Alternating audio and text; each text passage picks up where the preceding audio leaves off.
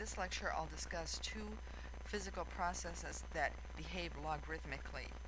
So in these cases, the logarithm describes their behavior. This doesn't have anything to do with exponentials. It's just that their behavior is what we call logarithmic. So here's a review of the important rules. Remember that log to the base 10 is abbreviated log. Log to the base e is abbreviated ln. Any log of 1 is 0. When you take the log of a number that's the same as the base, the answer is 1. So log to the base 10 of 10 equals 1. Log to the base e of e equals 1, and that's what is shown here. Using the notation that log to the base e is ln, log to the base 10 is just plain log.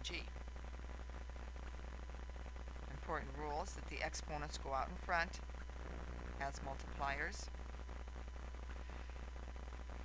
The second important rule is that multiplication breaks into addition. Oh, that's interesting. This should be a B, not G.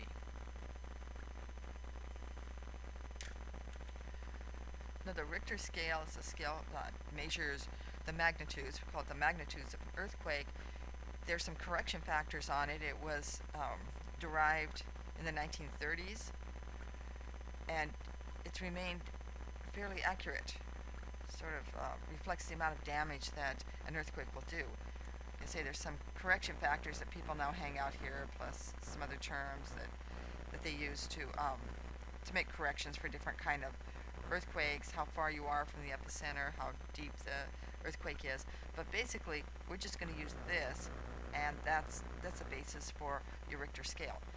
A is the amplitude of the earthquake in microns. That's the amount of movement of the earth in this up and down way, although the earth also does a compression wave. We're not talking about that.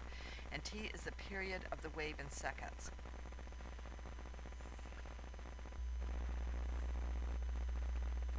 It's easier to understand amplitude and period when you look at a graph like this. For those of you who might be familiar with this kind of graphs, this is a sinusoidal graph. But what it shows is a wave.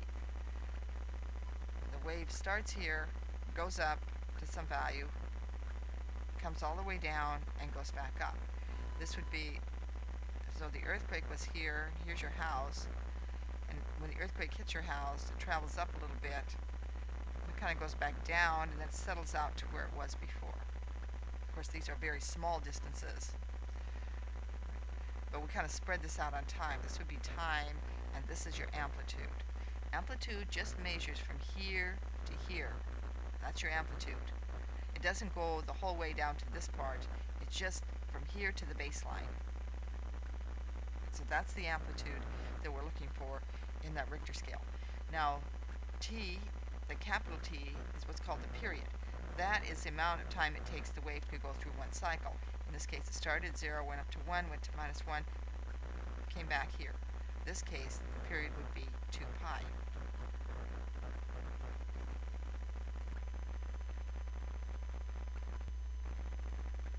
So now let's put these values into our equation and see what we get for the Richter scale, for the magnitude of an earthquake. Let's say that the amplitude is 880 microns and the period is 0.5. So it took half a second for your house here to go up that far, come back down, and settle back down to baseline.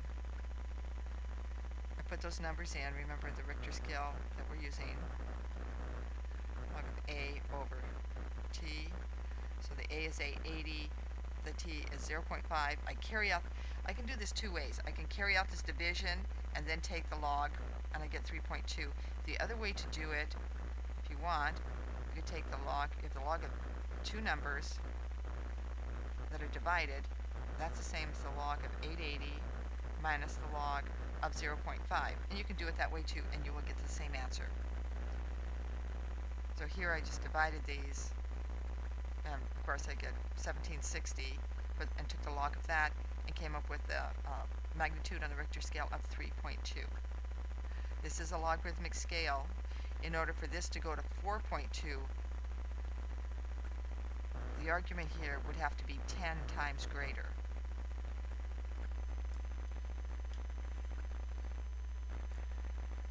wanted to show you what a wave would look like with those values in it. Before I had the amplitude was going to 1, and then the period was 2 pi on that just bare bones standard sine wave that I showed you before. Here, this wave, this would be the wave reflecting that earthquake that we were studying, goes up here to 880. It also goes down to minus 880, but we don't call that the amplitude. The amplitude is only this much. There's already got the 880. And it completes one cycle. It goes from 0 up to 880, down to minus 181, minus 880, back to 0 in half a second. This is time. Whoops. So there's t equals 0.5, or 1/2.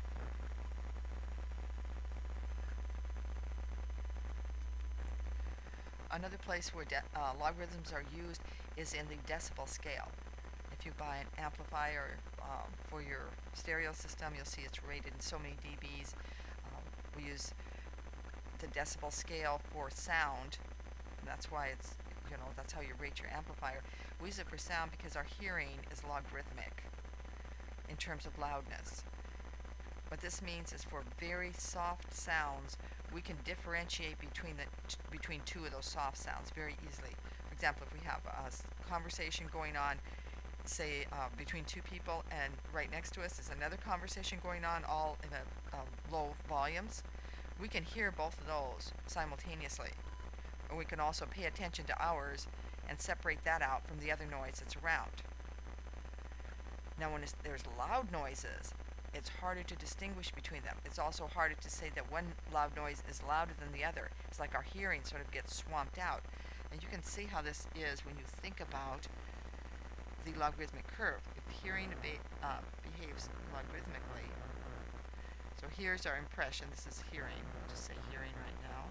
And this is loudness. And these soft sounds, remember, this was all the way to 1. That there's a very gentle slope. To get to 2, you have to go quite a ways out. So here's 2. Now, you get the same distance, 1 to 2 here, when you've gone from, well, it's log to the base 10, from 10 to 100. And now, all the way to 1,000, this would be 3. You see how flat this curve gets? Now go to 10,000, it's going to appear even flatter. In other words, there isn't much change that you are registering when the loudness is moving in this region. However, when you're down here with quiet sounds, these quiet sounds are not quite 1 to 1, but almost. You can hear the various gradations in the small sounds, but not in the loud sounds. This is a hard concept. Some people have a hard time getting this, especially when it comes to trying to design hearing aids. Okay. Well, so how is this scale constructed? Well, for the hearing, you construct it on the basis of the softest sound that a healthy, I think it's 18-year-old or 19-year-old person can hear, because our hearing gets worse as we get older. So that's the baseline, the softest sound, and then you compare it to the sound that you're hearing, and that's where you get that decibel scale for lawnmowers and various equipments. The same scale is used in electrical engineering, and there's 2 of them, one for power and one for voltage. So this is a dB rating, just like the R scale. The R was a Richter rating, Richter scale magnitude for earthquakes. So here's a dB rating. And if you have an amplifier here, just say amplifier like that. This is my amplifier. And I know that the signal coming in has a certain amount of power. That's my power in. And then after it goes to this amplifier, there's so much, then I have a power out. For example, that signal might have gotten a lot bigger. I take the ratio of those two, take the log and multiply by 10, and that's a dB rating for that amplifier. So if I have, say the power in is 2 watts, and I come out with say 120 watts. This would be 10 times the log of 120, the output divided by the input. So this would be 10 times the log of 60. And you can work that out on your calculator, or you can split that up into various factors of 60 and work it out if you know a few of the logarithms. But that's how you do that problem. You take the output power and you divide by the input power. Then you take the logarithm of that answer and multiply by 10. And that would be the dB rating for that amplifier. Now sometimes amplifiers are rated in terms of voltage. You'd like to think of voltage in and voltage out on an amplifier. Well, and that is 20 times the log of the output over the input. I guess I didn't fix my cut and paste there. So when the scale is for power, it's 10 times the log of the ratio of the powers. But when it's voltage, it's 20 times the log of the ratio of the voltage. Now it is the rules of logarithms that change that 10 into the 20, and I want to show you that because that's just a good review of the rules for exponents. Here's the derivation now for the voltage expression for the dB gain of an amplifier. If you are not familiar with electricity, electrical engineering, don't worry about this. Just kind of follow the argument as an example of how to use logarithms. You will never have to derive something like this on an exam or in the homework. I will always give you an expression. Then you can look through the words of the expression, the statement of the problem, pick out values and substitute them without understanding what is really, what voltage and current and power mean. So we started here with this expression. The dB gain of an amplifier is 10 times the log of the output power over the input power. But what is power? Power is current times voltage. Current is voltage squared over resistance in a simple RC circuit. Simple resistive circuit. And so power is V squared over R. So the output power is the output voltage squared over the resistance. The input power is the input voltage squared over the resistance. So we're talking about having some kind of an amplifier here. And here we have a voltage signal coming in. So the voltage signal looks like this. This is my input voltage. When it gets through this amplifier, perhaps it looks like that. And here's my output voltage signal. And I want to compare these. So I substitute these into the expression. Remember, I've got to square them because I'm putting them in for power. I'm substituting for power. So I have output squared over R divided by input voltage squared over R.